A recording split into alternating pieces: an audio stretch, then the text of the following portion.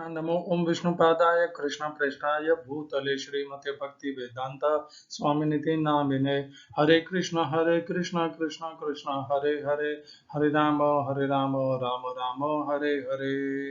श्रील ऐसी भक्ति वेदांत स्वामी प्रभुपाद की जय। आचार्य महात्मा गांधी जी की जय। भगवद गीता 2020 में आपका स्वागत है। आज की श्लोक संख्या 9वें अध्याय का 29वां श्लोक है। काफी प्रसिद्ध श्लोक है ये और इसके आने वाले श्लोक। भक्त इसे विशेष करके ये सारे श्लोक जो 9वें अध्याय का 26, 27, 28 तो इतना प्रचलित नहीं हुआ, पर 26, 27, 29, 30 ये सारे श्लोक भक्तों के अत्यंत प्रिय श्लोक हैं। विशेष करके जो भक्ति मार्ग में लगे हुए हैं वे भक्त इन्हें ज्यादा इनसे अपनत्व रखते हैं।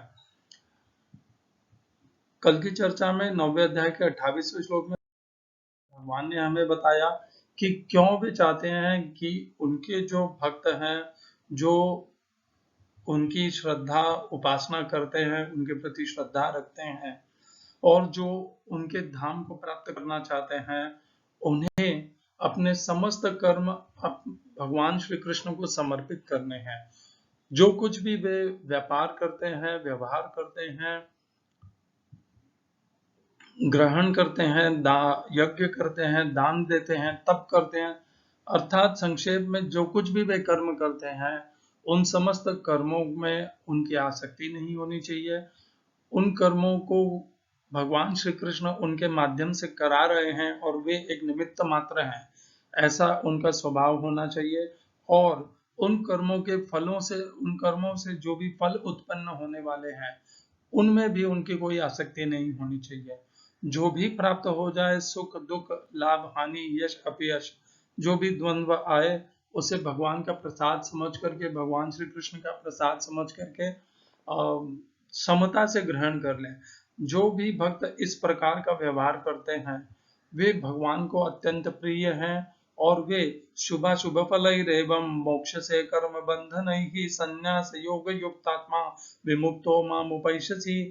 इस प्रकार शुभ और अशुभ फलों से जो मुक्त हो जाता है, कर्मों के बंधनों से, वह इस प्रकार का संन्यास योगी से युक्त जो भक्त है वह पूर्णतया मुक्त होकर के कर्मों के बंधनों से भगवान श्री कृष्ण को, उनके परम धाम को प्राप्त हो जाता है। माम उपैष्यसि सरल विधि है। भगवान ने ये नहीं कहा कि बहुत शास्त्रों का अध्ययन करना पड़ेगा। भगवान ने ये नहीं कहा कि आपको प्राणायाम सीखना पड़ेगा। भगवान ने ये नहीं कहा कि आपको कुंडलिनी शक्ति जागृत करनी पड़ेगी। भगवान ने ये भी नहीं कहा कि जल समाधि लेनी पड़ेगी। ये भी नहीं कहा कि आप में बहुत, आपके पास धन होना चाहिए या आपकी शैक्षिक योग्यता बहुत होनी चाहिए। ये सब उसकी योग्यताएं हैं ही नहीं। योग्यता इतनी मात्र है जो हम पूरा करने में बहुत संकोच अनुभव करते हैं, और वह यह है कि हम जो कुछ भी कर्म करते हैं उनके फलों को भगवान श्री कृष्ण को समर्पित करते हुए उन्हें सहर्ष स्वीकार कर लें। जो कुछ भी प्राप्त हो जाए उनका प्रसाद समझ करके ग्रहण कर ले। यदि हम इस प्रकार का व्यवहार, इस प्रकार का विचार, इस प्रकार का जीवन जीते हैं तो हम निश्चित रूप से कर्मों के बंधनों से मुक्त हो जाएंगे और भगवान श्री कृष्ण को प्राप्त हो जाएंगे। ना तो इसके लिए संन्यास लेने की आवश्यकता है, ना गेरुआ वस्त्र धारण करने की आवश्यकता है। वैसे तो इसमें यह भी नहीं लिखा कि इसमें गुरु की दीक्षा लेने की आवश्यकता है, परंतु गुरु की दीक्षा लेना सुयस्कर रहेगा क्योंकि गुरु दिशा देता है, दीक्षा देता है और साथ में दिशा देता है, नियंत्रण रखता है, मार्गदर्शन करता है, हमें पथभ्रष्ट होने से बचाता है। तो गुरु का जीवन में होना ये श्रेयस्कर है और ये हमारे मार्ग को सुलभ और सरल बनाता है और हमें प्रगति की वृद्धि विकसित बहुत अच्छे से करते हैं गुरु। तो इस प्रकार भगवान ने बताया कर्मों से बंध मुक्त होने का मार्ग की इसके पहले जितने भी अध्याय थे उसमें भगवान ने कहा कि कर्म के फलों को त्याग दो। इस श्लोक में भगवान ने स्पष्ट कहा, इस श्लोक में अर्थात 9वें अध्याय के 27वें श्लोक में, कि जो कुछ भी कर्म तुम त्यागते हो वो केवल त्यागो मत, उन्हें मुझे समर्पित कर दो। तो भगवान श्री कृष्ण ने सरल रास्ता हमें बता दिया है कि कैसे उन्हें प्राप्त कर लिया जा सके। आज भगवान हमें बता रहे हैं, फिर 28वें श्लोक में उन्होंने बताया, स्पष्ट कर दिया इसी बात को, शुभाशुभ फलैरेवं मोक्ष से कर्म बंधन नहीं, संन्यास योग युक्तात्मा विमुक्तो माम उपैष्यति, कि यही रास्ता है, इससे मुक्त होकर के कर्मों के बंधनों से मुझे प्राप्त किया जा सकता है। आज की श्लोक संख्या 9वें अध्याय का 29वां श्लोक, समोहम सर्वभूतेषु न मे द्वेषोऽस्ति न प्रियः ये भजन्ति तु मां भक्त्या मयि ते तेषु चाप्यहम्। हिंदी अनुवाद गीता यथारूप श्रील प्रभुपाद। मैं न तो किसी से द्वेष करता हूँ, न किसी के साथ पक्षपात करता हूँ, मैं सबों के लिए समभाव हूँ, किंतु जो भी भक्ति पूर्वक मेरी सेवा करता है वह मेरा मित्र है, मुझ में स्थित रहता है और मैं भी उसका मित्र हूँ। English translation, Gita as it is, Swami Prabhupada. I envy no one, nor am I partial to anyone. I am equal to all, but whoever renders service unto me and devotion is a friend, is in me, and I am also a friend to him. इस श्लोक में प्रयोग किए गए संस्कृत शब्दों के अर्थ हैं समः समभाव समता, अहम मैं, सर्वभूतेषु समस्त जीवों में, न नहीं कोई नहीं, में मुझको, द्वेषो द्वेषः द्वेषपूर्ण, अस्ति है, न न तो प्रियः प्रिय। दूसरी पंक्ति, ये जो भजंती भजन दिव्य सेवा और उपासना करते हैं, तू किंतु माम मेरी, भक्त्या भक्ति पूर्वक भक्ति से, मई मेरी मुझ में है, ते मई ते तेषु च, मई मैं भी, ते उन व्यक्तियों में को, उनमें वे व्यक्ति,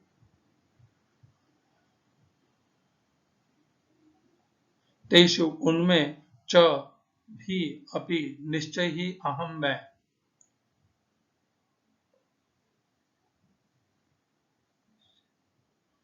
मयि ते वे मुझ में है, तेषु चाप्यहम् मैं उनमें हूँ। इस श्लोक का तात्पर्य गीता यथारूप स्वामी प्रभुपाद द्वारा 9वें अध्याय का 29वां श्लोक है।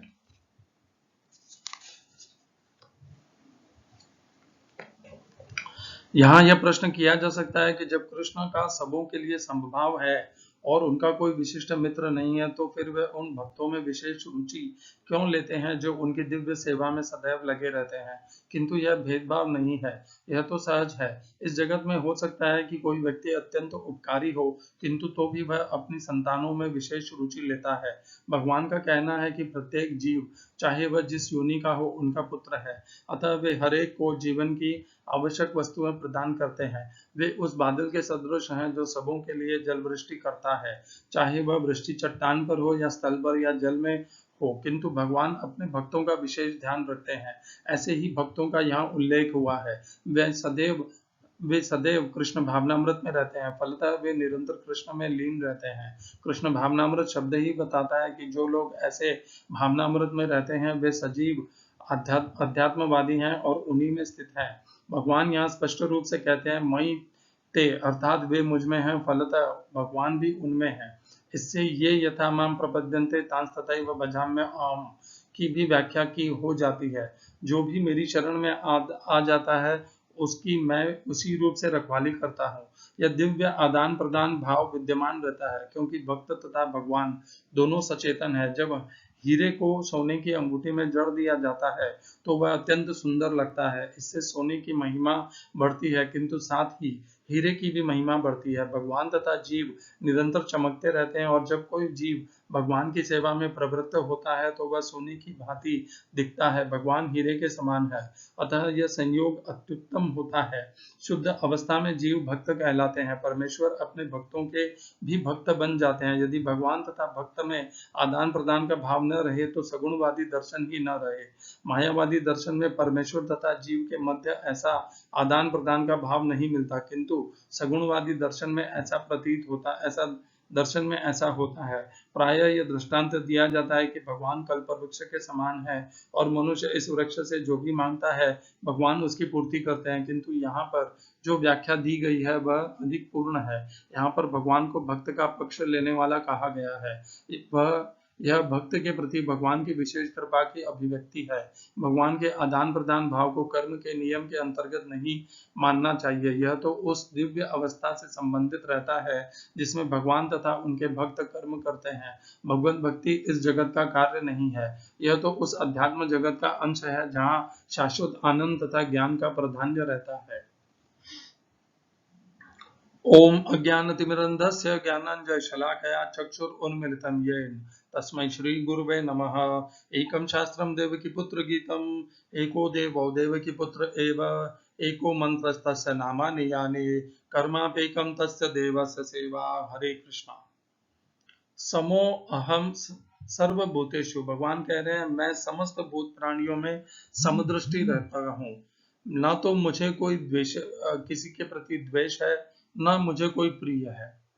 ये भगवान पहली पंक्ति में कहते हैं कि वे समस्त भूत प्राणियों के प्रति समदृष्टि रखते हैं। तो यदि भूत प्राणी दो प्रकार के हो सकते हैं, या तो वे मोहिनी प्रकृति के द्वारा के वशीभूत हो करके भगवान को जो नकारते हैं वे भी भूत प्राणी हैं, और दूसरी तरफ जो दैवी प्रकृति के द्वारा के से संपन्न है वे नित्य भगवान की श्रद्धा पूर्वक भक्ति और उपासना करते हैं, और वे भी समस्त भूत प्राणियों में आते हैं। तो इन दोनों के प्रति भगवान कहता है कि मैं समभाव करता हूं। और दूसरी पंक्ति में जाकर के भगवान इस पहली पंक्ति में जो उन्होंने कहा है उससे थोड़ा हट करके भक्तों के लिए विशेष छूट कर देते हैं। जैसे कहते हैं ना एक एक्सक्लूजन, जैसे लॉ एक्ट लिखते हैं तो उसमें कुछ एक प्रोविजन दे देते हैं, वैसा यहाँ पर एक प्रोविजन दे दिया है भगवान ने भक्तों के लिए। भगवत गीता भी एक एक्ट है, एक कानून है, और उसमें भक्तों के लिए भगवान ने विशेष प्रोविजन दे दिया है। दूसरी पंक्ति में भगवान कहते हैं ये भजन्ति तु माम भक्त्या मयि ते, वे मुझ में रहते हैं और मैं भी उनमें रहता हूं। तो कहने का अर्थ है, भगवान ने पिछले श्लोक में बताया था कैसे उनकी भक्ति करना है। पत्रम पुष्पम फलम तोयम यो मे भक्त्या प्रयच्छति तदहम भक्त्युपरितम अश्नामि प्रयतात्मनः यत् करोषि यद् अश्नासि यज्जोऽसि ददासि यत यत् तपस्यसि कौन्तेय तत्कुरुष्व मदर्पणम्। इस भाव से भगवान की भक्ति करना है, और इस प्रकार से जो भगवान की भक्ति करते हैं वे सदैव भगवान में निवास करते हैं, मयि ते, और भगवान उनमें निवास करते हैं। और ये तो स्पष्ट ही है, जो जीव, जो मनुष्य अपना समस्त कर्म, अपने समस्त कर्मों को भगवान श्री कृष्ण को समर्पित कर रहा है और करते हुए ही जीवन व्यतीत कर रहा है, तो निश्चित रूप से वह भगवान श्री कृष्ण में ही स्थित है। और ऐसा जब भगवान को भक्त मिलता है तो भगवान सदैव उसके हृदय में निवास करते हैं। चौथे अध्याय के 11वें श्लोक में भी भगवान ने यही कहा है, वीतराग भय क्रोधाः मनमया माम उपाश्रिताः बहु ज्ञान तपसा पूता मद्भावमागताः। ये था 10वां श्लोक। 11वें श्लोक में भगवान कहते हैं ये यथा माम प्रपद्यन्ते तांस्तथैव भजाम्यहम् मम वर्त्मानुवर्तन्ते मनुष्या पार्थ सर्वशः। भगवान वहां पर कहते हैं चौथे अध्याय के 11वें श्लोक में कि जो मुझे जिस प्रकार से भजते हैं मैं भी उन्हें वैसे ही भजता हूँ। ये जो शब्द है ये पहली पंक्ति से संबंधित है और दूसरी पंक्ति से भी संबंधित है। यदि कोई भगवान से द्वेष करता है तो भगवान उससे द्वेष तो नहीं करते, परंतु भगवान उसके प्रति अपना जो कृपा है उसे कम भी नहीं करते, परंतु उसे उसके कर्मों के दंड से मुक्त भी नहीं करते। इतना सा अंतर है। भगवान उसे उसके पापों की सजा, अधर्म की सजा, अन्याय की सजा, कर्म की सजा निश्चित रूप से प्रदान करते हैं। और जो भगवान के प्रिय हैं उनके प्रति भगवान विशेष कृपा रखते हैं। यदि उनसे कोई भूल भी हो जाए तो भगवान उन्हें भयंकर पाप कर्म फल को भोगने पे विवश नहीं करते। इतना उन्हें कर्मों के बंधनों से छूट मिल जाती है। और इसका भगवान अगले श्लोक में बताने भी वाले हैं कि कैसे जो भक्त होते हैं उनके प्रति, उनके ऊपर कर्मों के बंधनों से पाप की गठरी भयंकर नहीं आती है। उनके पाप भगवान कम कर देते हैं और उन्हें पाप के कर्म के फल भी कम भुगतने पड़ते हैं। तो हम सब ये जब मानते हैं कि मैं बहुत पापी हूँ और इसीलिए मेरा कल्याण नहीं हो रहा है और मैं इसीलिए जीवन में दुखी हूँ, तो ऐसे रोने से, विलाप करने से तो बस सुधार होगा नहीं। सुधार करने का मार्ग यहाँ पर भगवान ने बताया है। यदि हमसे जीवन में कोई पाप हो जाता है तो हमें भगवान की भक्ति करनी चाहिए।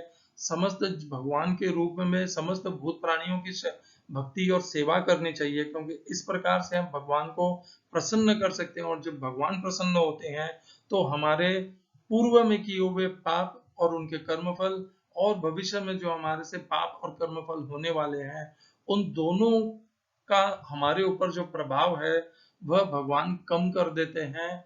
उन्हें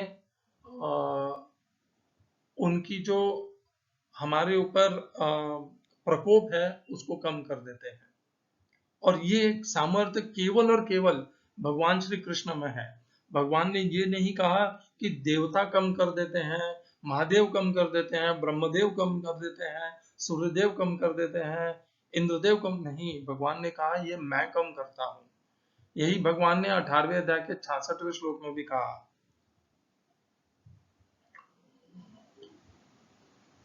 सर्वधर्मान् परित्यज्य मामेकं शरणं व्रज अहं त्वा सर्व पापेभ्यो मोक्षयिष्यामि मा शुचः। भगवान ने वहां पर तो इतना दृढ़ता पूर्वक और बड़ा हमें आश्वासन दे दिया कि तेरे जितने भी पाप कर्म है उन सब से मैं तुझे मुक्त कर दूंगा।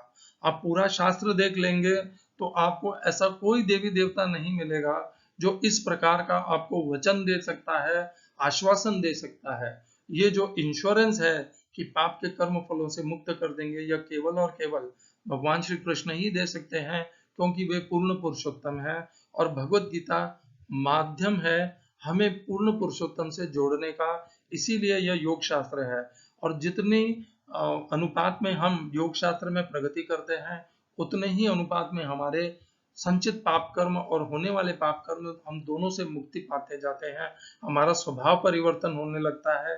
हम मोहिनी प्रकृति से सुधर करके दैवी प्रकृति को धारण करने लग जाते हैं और उस मार्ग पर चल पड़ते हैं जो प्रकाशमय है, जो उन्नत है, जो कल्याण करने वाला है, जो हमें भगवान से जोड़ने वाला है। समोहम सर्वभूतेषु न मे द्वेषति न प्रिय ये भजन्ति।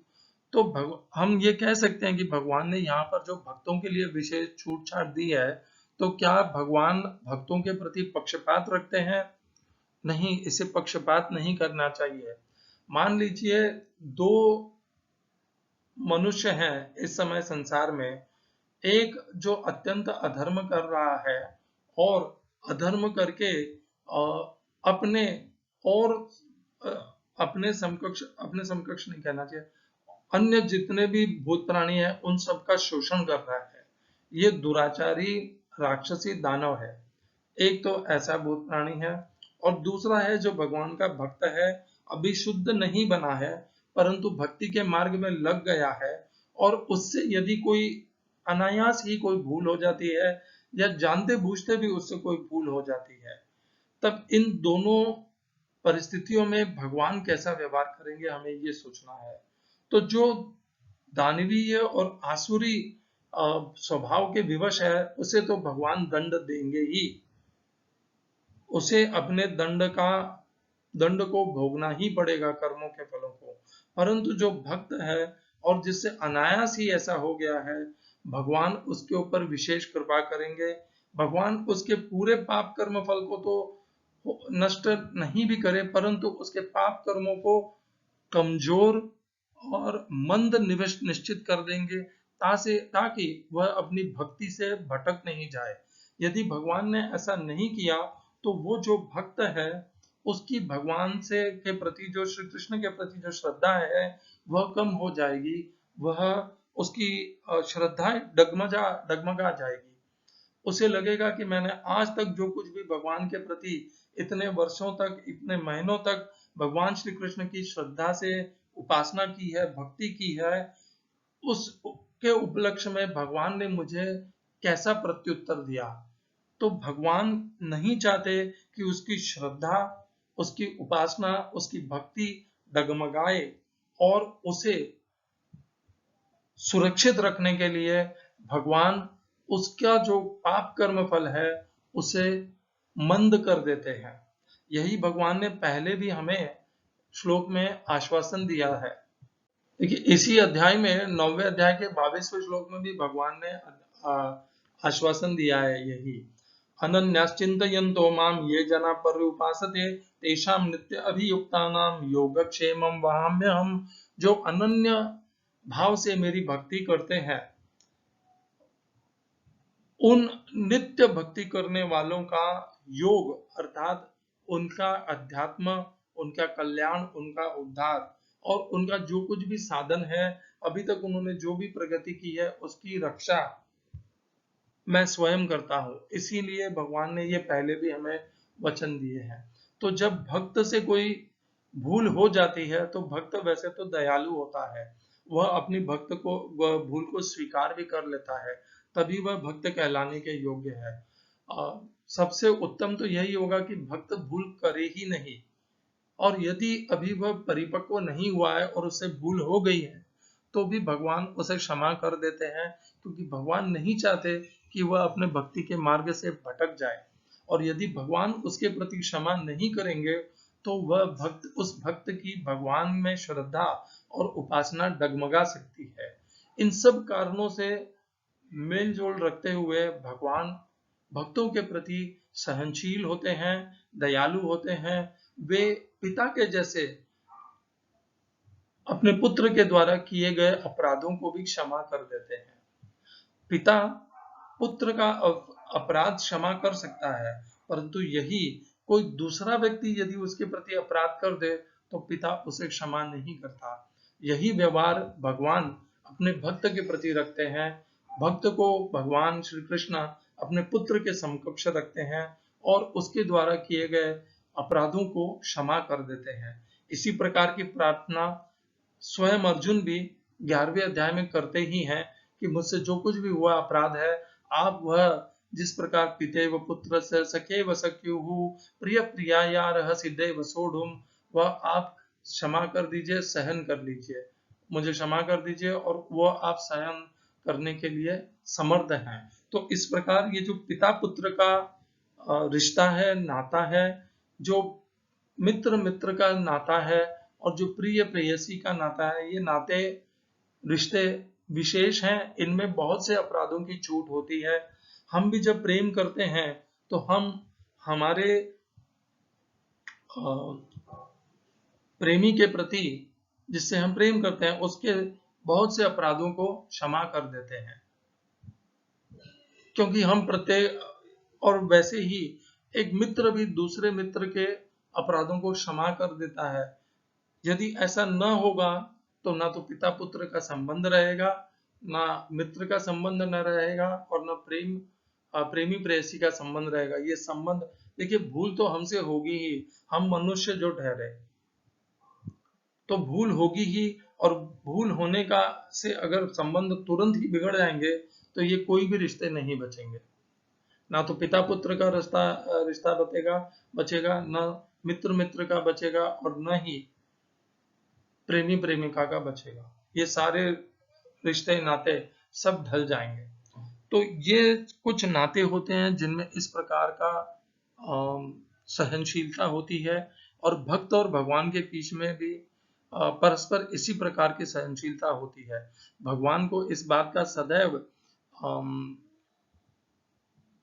भान रहता है, उन्हें यह ज्ञात रहता है कि ये अभी भक्ति के मार्ग में लगा है, अभी शुद्ध भक्त नहीं हुआ है, और इस समय मेरी अनुकंपा, मेरी सहनशीलता आवश्यक है। और भगवान यही सहनशीलता और अनुकंपा अपनी बनाए रखते हैं। भगवान भी नहीं चाहते कि उनके मार्ग में लगा हुआ भक्त भटक जाए और छिन्न भिन्न होकर के बादलों सा बिखर जाए। तो भगवान इसीलिए कहते हैं कि जो मेरी भक्ति करते हैं वे मुझ में निवास करते हैं।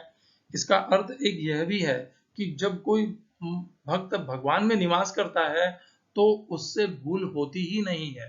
देखिए, भगवान स्वयं भी भूल नहीं करते, और यदि वह भक्त वास्तव में भगवान में निवास करता है तो उससे भी भगवान के जैसे वह भी व्यवहार करना चाहिए, और उसमें से भी भूल नहीं होनी चाहिए, क्योंकि भगवान स्वयं भी उसके हृदय में निवास करते हैं और भगवान उससे भूल होने से उसको रोकते हैं।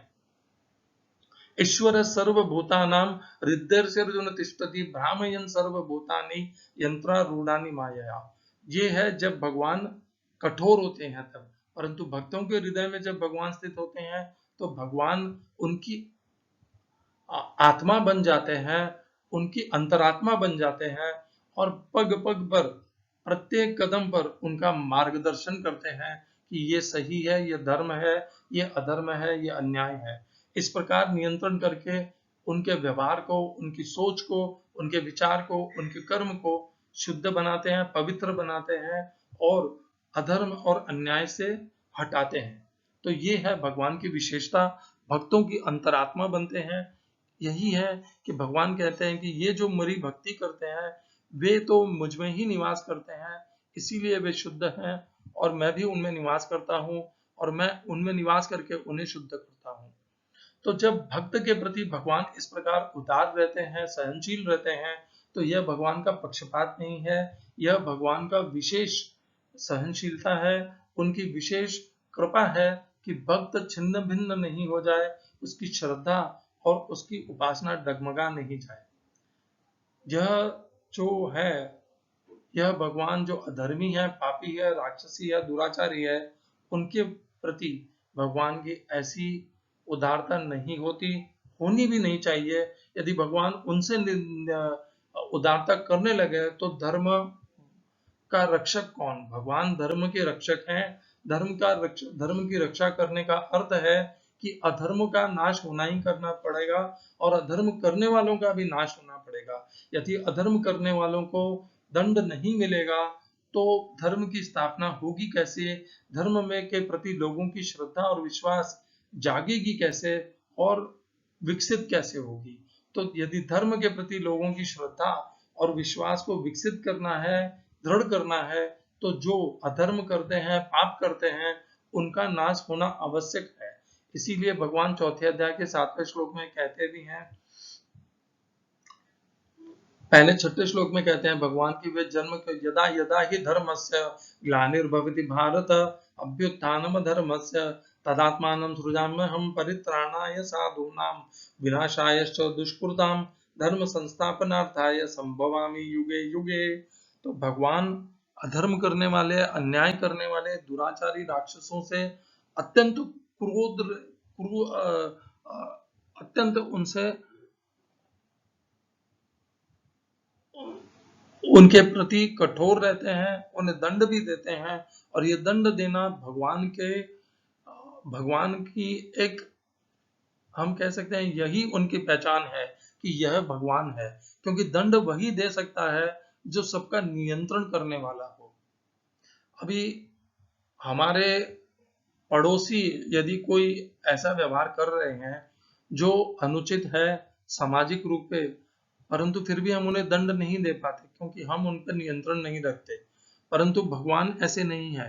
भगवान श्री कृष्ण सब पर, पिता हमस्य जगत माता धाता पितामह है, वे सब पर नियंत्रण रखते हैं, और सब पर नियंत्रण करने के कारण ही वे सबको दंड देने का कार्य भी उन्हीं का है। ये भिन्न बात है कि ये उनकी दंड देने के लिए भी एक विभाग है, पूरा यमराज का विभाग है, जो इस जन्म में ब्रह्मदेव का भी एक विभाग है, जो इस जन्म में और आने वाले जन्मों में भी हमें हमारे कर्मों के फलों का पूरा पूरा बकाया सहित हमें भुगतना पड़ता है। वे करते हैं, परंतु उन सब के पीछे जो शक्ति है, माध्यम है, वह स्वयं भगवान श्री कृष्ण है और उनकी शक्ति है। वे हमें शास्त्रों और पुराणों के माध्यम से हमें पता है कि वे भी इस प्रकार यमराज, धर्मराज, ब्रह्मदेव इसी प्रकार भगवान के बताए हुए धर्म का, दंड का पालन करते हैं, करवाते हैं और उसे लागू करवाते हैं, परंतु वह विधान, वह शक्ति लागू करने की वह स्वयं भगवान श्री कृष्ण उन्हें प्रदान करते हैं। तो हमें इस श्लोक से जान करके यह समझना चाहिए कि हमें अधर्म, अन्याय, दुराचार ये सब नहीं करने चाहिए, क्योंकि ये करने से हम भगवान से दूर हो जाएंगे। भगवान से हमारा रिश्ता, हमारा संबंध, योग टूट जाएगा, छूट जाएगा। हमें धर्म पूर्वक, न्याय पूर्वक सबके प्रति समदर्शी रहना चाहिए, किसी का अहित नहीं करना चाहिए। इस प्रकार का यह जो जीवन है, यह भगवान को अत्यंत प्रिय है, और ऐसे भक्तों को ही भगवान स्वयं उनके हृदय में वास करते हैं, क्योंकि वे निश्चल हैं। निर्दोषम ही समम ब्रह्म तस्मात् ब्रह्मणि ते स्थितः। जब निर्दोष होते हैं तभी हम भगवान में वास कर सकते हैं। तो निर्दोषम, यही भगवान कह रहे हैं कि ये भजन्ति तु माम भक्त्या मयि ते, वे मुझ में वास करते हैं। कब? निर्दोषम ही समम ब्रह्म तस्मात् ब्रह्मणि ते स्थितः, ये 5वें अध्याय का श्लोक है। इहैतैर्जितः सर्ग येषां साम्ये स्थितं मनः।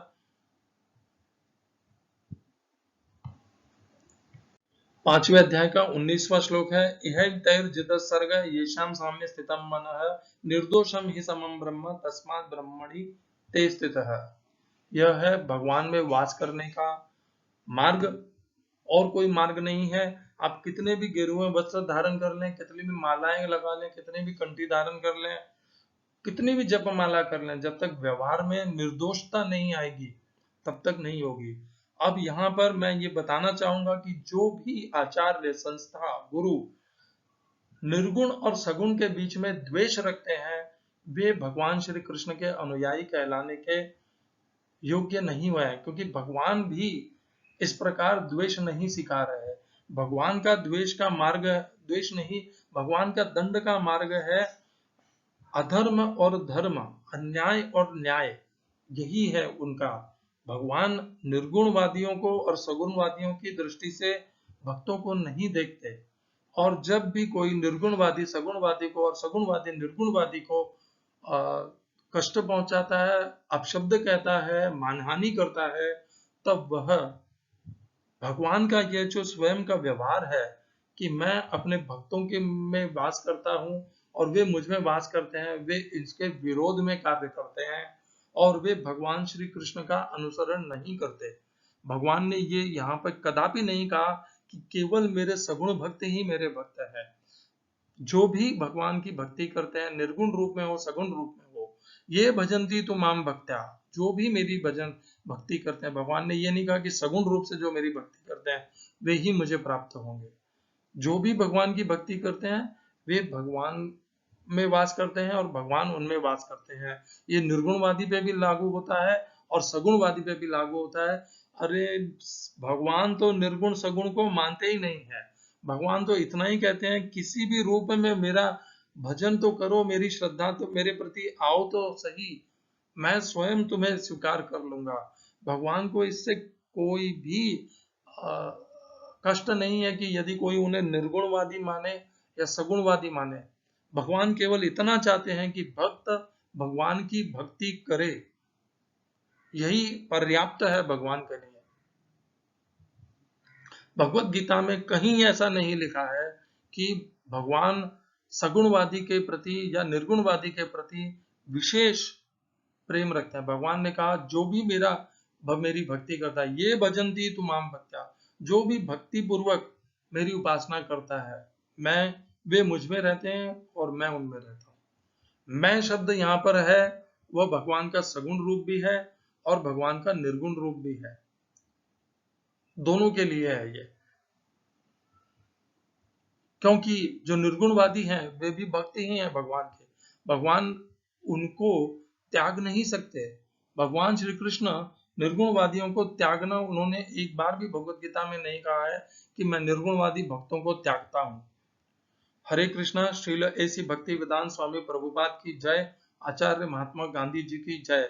आप भी सम रहिए, कोई निर्गुणवादी हो सगुणवादी हो, आपके गुरु का संस्था का आदर करता हो नहीं करता हो, यदि वह भगवान का भक्त है तो उसके प्रति आदर रखिए, समभाव रखिए, मान रखिए, मानहानि मत कीजिए, नहीं तो आप दंड के अधिकारी भगवान के बन सकते हैं।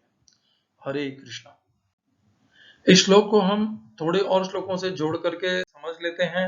देखिए 14वें अध्याय के 25वें श्लोक में भी भगवान ने यही बात कही, मान अपमान यो तुल्य तुल्य मित्रारि पक्ष यो हो सर्वारंभ परित्यागी गुणातीत उच्चते। भगवान ऐसे ही चाहते हैं अपने भक्त को जो मान अपमान में सम हो, मित्र और द्वेषी में भी सम हो। भगवान ने ये नहीं कहा कि निर्गुणवादी है तो उनके प्रति असम हो जाओ, उन्हें भला बुरा कहो। भगवान ने तो कहा मित्र हो या द्वेषी हो, उनके प्रति सम रहो। सर्वारंभ परित्यागी, समस्त कामनाओं को और कामनाओं के पीछे दौड़ने का ये जो जीवन की श्रृंखला है, इसको त्याग कर लो तो गुणातीत हो जाओगे। फिर एक और श्लोक हम जोड़ते हैं, समोहम। ये सब श्लोक जो हैं ये समोहम, भगवान कैसे समभाव रखते हैं और भगवान यही समभाव अपने भक्तों में भी देखना चाहते हैं। अपने भक्तों में भी इसी समभाव को भगवान विकसित करना चाहते हैं। सूर्यन मित्रारुदासीन मध्यस्थ द्वेष बंधुषु साधुष्वपि च पापेषु समबुद्धिर विशिष्यते। छठे अध्याय का 9वां श्लोक है।